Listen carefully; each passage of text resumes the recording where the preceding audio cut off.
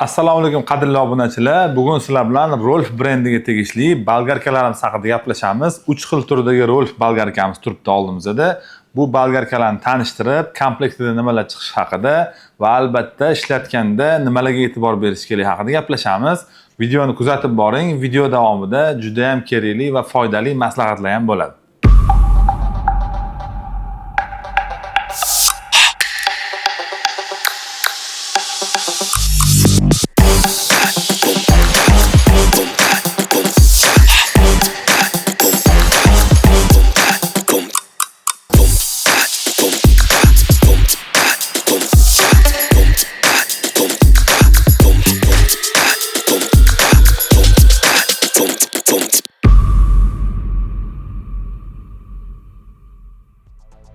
Ko'rib turganinglardek 3 xil Rolf bolgarkalarimizni yig'dik. Yig'ilgan tayyor holatda qanaqa bo'lishini ko'rsatyapmiz. Ko'rib turganinglardek apparatimizda komplektida birinchi bo'lib 125 talik bolgarka haqida gaplashamiz.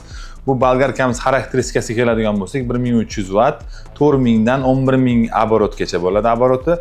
Komplektida zapas shotkasi chiqadi, o'zining заводской shotkasi va albatta toshini yechib qotirish uchun o'zining maxsus kulichlari chiqadi. Bu apparatimizning ustunli taraflaridan biri bunda skors rejimi bor. 1 dan 6 gacha bo'lgan skorslari bor. Bu skorsni qo'yishning sababi har xil holatda foydalansa bo'ladi. Bir xil misol uchun polirovka sifatida foydalanishadi. Shunaqa sifatdan foydalanish uchun o'zining skorslari bor. Keyin kesayotgan paytimizda past оборотda kesish to'g'ri keladigan bo'lsa, bunning ustunli tomoni skors rejimidan foydalanib kessanglar bo'ladi.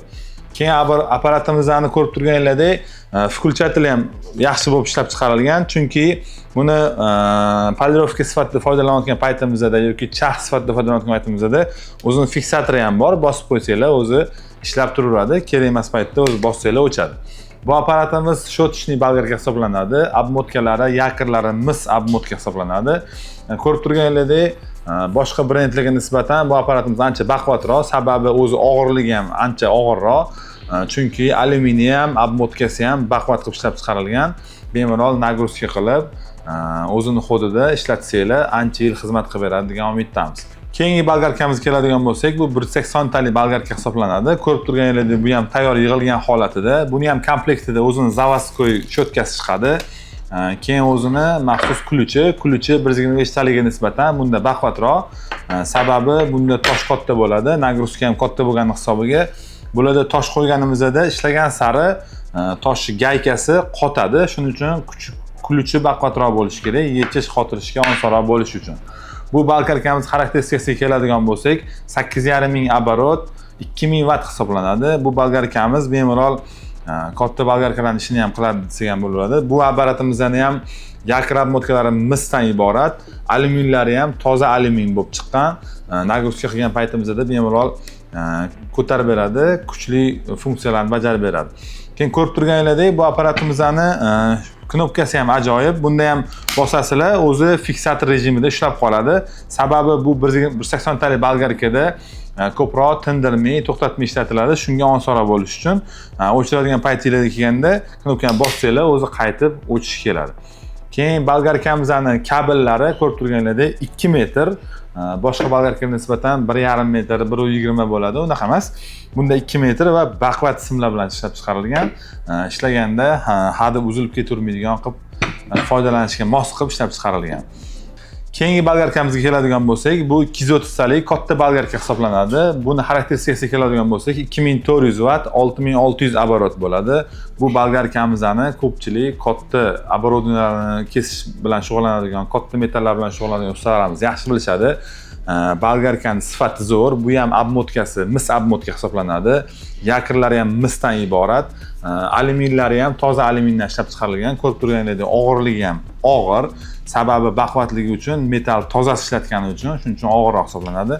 Bu bolgarkamizda ham qo'shimcha funksiyasi bor. Ko'rib turganinglardek, katta bolgarka bo'lgani uchun ishlatishga noqulaylik tug'dirmasligi uchun ruchkasi aylanadigan rejimda, xohlasanglar chap qo'lda ishlasa chap tomonda, xohlasanglar o'ng qo'lda ishlagan o'ng tomonda qilib bemalol ruchkasini aylantirib foydalanasizlar, kimga qulay bo'ladigan darajada. Xo'p, ko'rib turganinglardek, bu bolgarkamizning ham komplektida o'zining заводской zapas shotkasi chiqadi. va kuluchi, baquvvat kuluchi, bu o'zining zapas kuluchi bor. Keyin bu ko'jixini ruchkasini o'ngga chapga aylantirgan paytingizda ko'jixini aylantirish uchun o'zini maxsus shestigranniy ключi ham chiqadi komplektida. Bu bolgarkamiz ham katta ustalar uchun bemalol ancha yil xizmat qilib beradi degan umiddamiz. Bolgarkalarimizni ko'rdinglar, sizlarga qo'ldan kelgancha tanishtirib o'tdik. Endi sizlarga foydali maslahat berishni boshlaymiz. Bolgarkamizni 125 talimi, 180 talimi, 230 talimi qaysi biridan foydalangan taqdirimizda ham har doim ishlatgandan keyin qo'yayotgan joyimizda toza bo'lishi kerak. Shunda ichiga musor kirmaydi va apparatimiz uzoq xizmat qilib beradi. Keyin bolgarkadan foydalangan paytimizda bu bolgarkalardan hech qachon taxta kesish uchun foydalanmasliklarini tavsiya qilamiz. Sababi o'zingizlar uchun ham zararli bo'ladi va bolgarka uchun ham zarar keltiradi.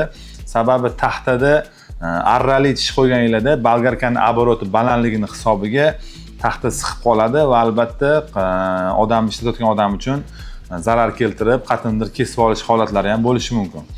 Bolgarkadan foydalanayotgan paytimizda asosiysi yana bitta ahamiyat bergan joyi bor. Kelayotgan tokka ahamiyat beringlar. Sababi tok o'ynamasa, apparatimiz uzoq xizmat qilib beradi.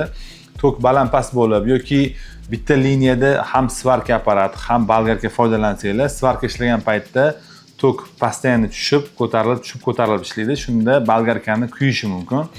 Keyin kesayotgan paytimizda sizlarga tavsiya qilamiz. Endi ustalarimiz o'zi bilishadi.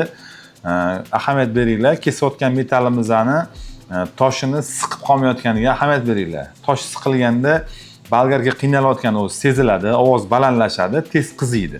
Shuning uchun kesayotgan metalimizni siqib qolmasligini, o'zini xodida shoshilmasdan, bosmasdan o'zini xodida ishlatishingizni tavsiya qilamiz. Shunda ishlatayotgan toshinglar ham uzoqqa yetib beradi va bolgarkalar ham ko'proq xizmat qilib beradi degan umiddamiz. Kimda ham shunaqa professional bolgarkalar kerak bo'ladigan bo'lsa, o'zimizning Ubay Tools mobil ilovasidan yoki o'zimiz saytimizdan xarid qilishingiz mumkin.